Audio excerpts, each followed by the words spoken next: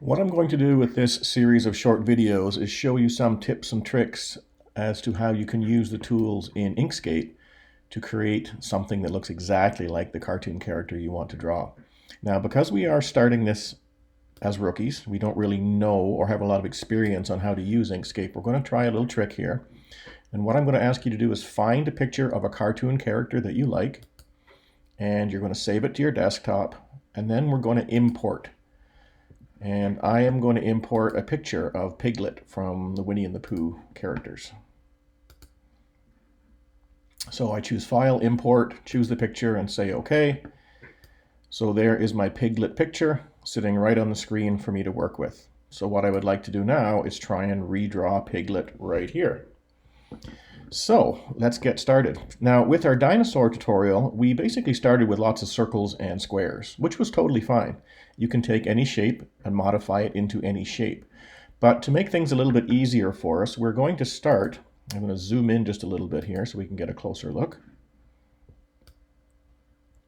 I'm going to start by using this tool right here. And this tool is called the Bezier tool. And what it allows me to do is just click a number of spots on my screen, and it simply connects those spots for me. So I can create any irregular shape that I want. And once I create that shape, if I select it, I can go up to my main menu and choose Path, Object to Path, like we've done before. And then when I choose my Select Nodes tool, I can come back to this shape and I can adjust these nodes to do whatever I want. I can move them around, and I can add new ones by double-clicking, and I can move those. And I can also go up here and change the way these nodes behave. So if I want to turn that highlighted node into a smooth, rounded node, I click on the smooth icon right here, and then I can take the handles and I can maneuver them. As I move those handles, it changes the way the shape behaves. So this is a very powerful tool, and this is what we're going to utilize to try and make Piglet. Now you'll notice in this Piglet image, there's also lots of shading that make it look three-dimensional. So we're also going to address that in this activity. So I'm going to erase the shape that I just did here, just simply by clicking on it and hitting delete. And I'm going to start by trying to draw one of these ears. So generally when you approach a drawing, I like to do one bit at a time. So I'll do an ear, then another ear, then I'd maybe do the body, and then do the arms and the legs, and then do the head maybe at the end. And as we do each piece, we can just group it and set it aside, and then put our image together when we're finished. So I'm going to go right away to the Bezier tool, like I said, and I'm going to click at the point of the ear, maybe the midway point, down here, anytime there's kind of a change in direction. And then I'll click to finish. Now, what I also like to do is set the color of my line to something different so that I can see clearly the difference between my background image and the part I'm drawing. So I'm going to come up here to my stroke and paint, and if this part of your screen is turned off and you can't see it, simply go up to your main menu and choose Object, Fill, and Stroke. And that will bring that part back. So now with this image selected, I'm going to go up and choose the Stroke Paint. So that's going to allow me to change the color of the outline.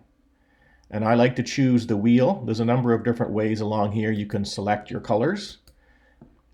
I personally think the wheel is the easiest one to deal with because you can just move around the outside and choose whatever color you want. And then you can move inside the triangle and choose dark or light versions of that same color. So I'm going to select a nice bright green, and you can see that my line changed. And I'm going to now go to Stroke Style and make it a little bit thicker. So I'm just going to keep clicking the plus sign until it gets to the right thickness. I think that looks okay. Now the color doesn't match, but I'm going to match up the color later. So now what I'm going to do with this object is go back to Path and Object to Path.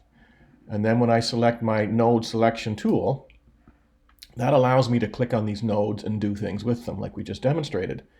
So I'm going to click on this one and make it a smooth rounded node. And you'll see right away it starts to make a shape that's pretty similar to our ear. So I can move this handle and change the way the line behaves. And I'm going to do the same down here with this side. Pull this handle. Okay, there we go. That's much closer to the edge of the ear. And I can be as precise as I want to be. I'm going to come to this side now and do the same thing. If I make it a smooth node, you see right away it jumps almost to a perfect position. I'm going to stretch it out a little bit. And there I now have the outline of my ear that looks pretty darn good. So at this point in time, what I'm going to do is go back to my fill, and I'm going to give it a color. And I can pick and choose a color from my wheel, or I can choose my eyedropper and bring it over and select the color of the ear.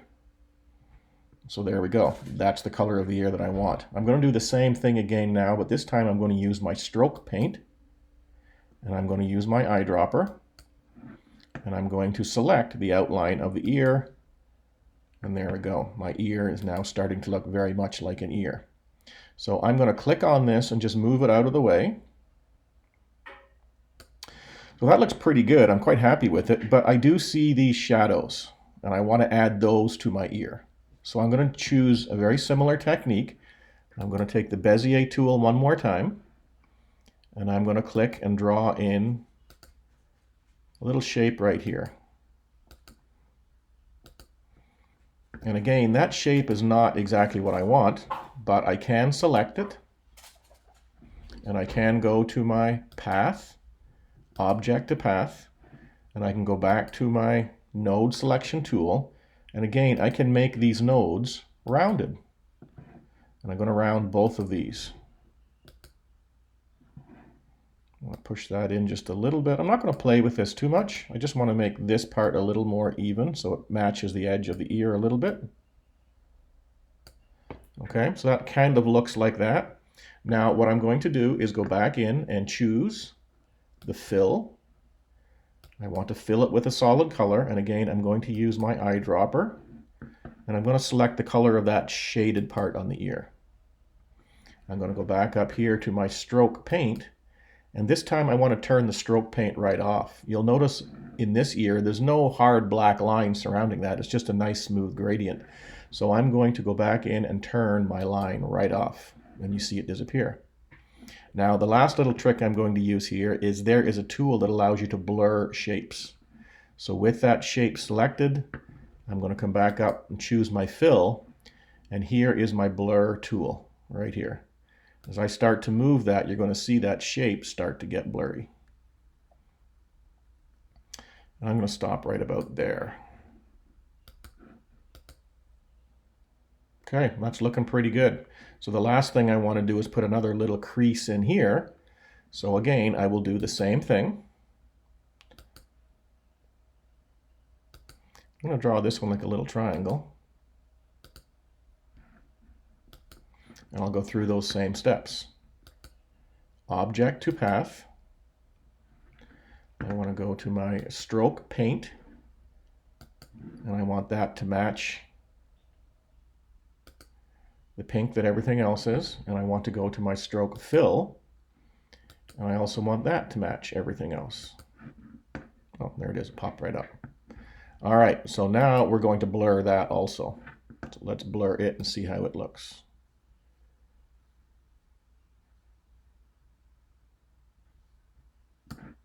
Okay, not perfect, but pretty good. So I'm going to slide it down into the corner, and there I have an ear that in my opinion looks pretty good, pretty close to that ear. Now if you want to play with it a little bit, you can certainly go back and take your nodes. I'm going to stretch that one out a little bit more because I see the crease comes all the way up into here. So there we go. There is my first ear. So what I'm going to do now is select that ear. So I'm going to just move my drawing aside a little bit. I'm going to drag around this. So with all of those different pieces selected, I'm now going to group it together so it becomes one piece. So that ear is now finished, and I can move it over to the side. So I'm going to keep following this technique and adding bit by bit to my drawing. So I've got one ear done. Now I'm going to try the other ear and build on my image. So I'm going to stop right there. I'm going to create another tutorial and show you how I would tackle the body, because the body has one big dark shaded area that kind of combines and it has lines over top of it. So it's going to be a little bit different. So watch video number 2 to get some tips for the body.